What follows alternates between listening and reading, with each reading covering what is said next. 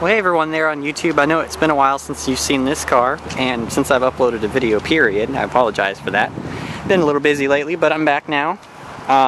Just going to do a little update on the Crown Vic, let you guys know what's been going on. I have rolled over to 170,000 miles, and since the last time you guys saw it, I think was right after I bought it, so I don't think you guys have seen the antenna, but you might have. I actually got new tires. The old tires were Firestone Firehawks, which were actually the Pursuit version, so those were specifically designed for police interceptors, but I got something a little bit more comfortable. These are Yokohama Avid Ascends.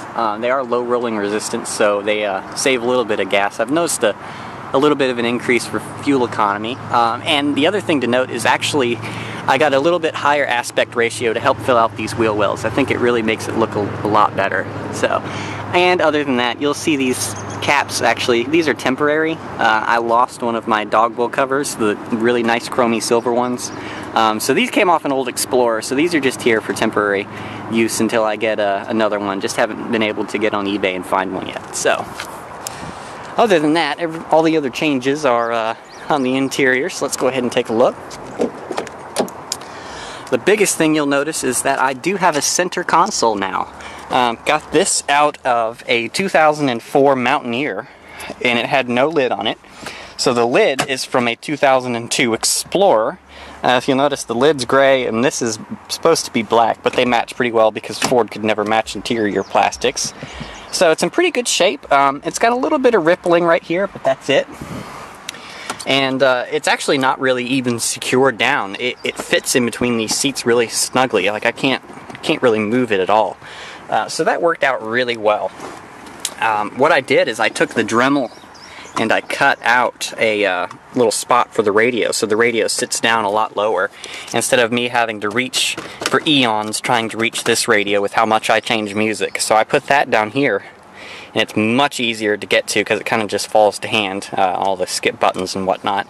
And for those of you, in case you're noticing, this is an Alpine CDE 141. So just in case you guys like the look, I know it's really hard to find a nice aftermarket stereo.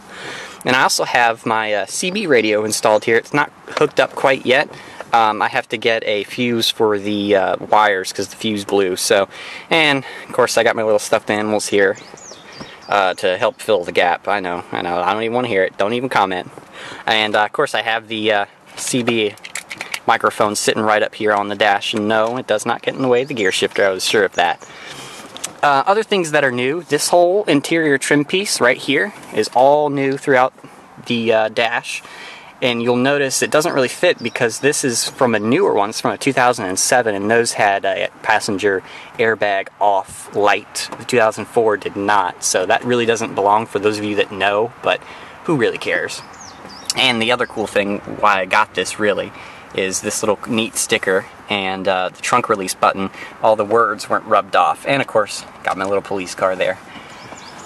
And let's see, other things I've done.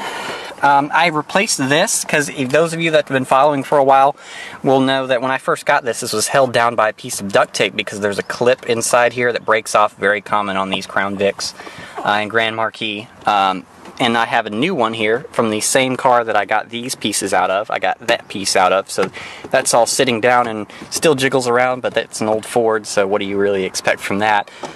I don't think I've really got anything else new for the interior. The console is the big news. I've still yet to hook this up.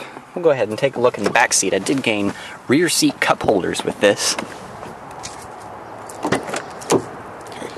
I apologize, all the trash that's in the back seat, but hey, these vents aren't functional. You can make them functional, but you've got to pull out the ducting from up there and route it back here and hook everything. I just wasn't going to deal with it, but eventually I'm going to hook up that power port. I'm not going to do anything with the vents, and now the Crown Vic has rear cup holders, so that's nice. And I think that's really about all I have for the update video, you guys. I'm actually going to do a test drive, another quick drive for y'all to let you know what's been going on. But other than that, that's all I have for the update. Thanks guys, and we'll see you soon.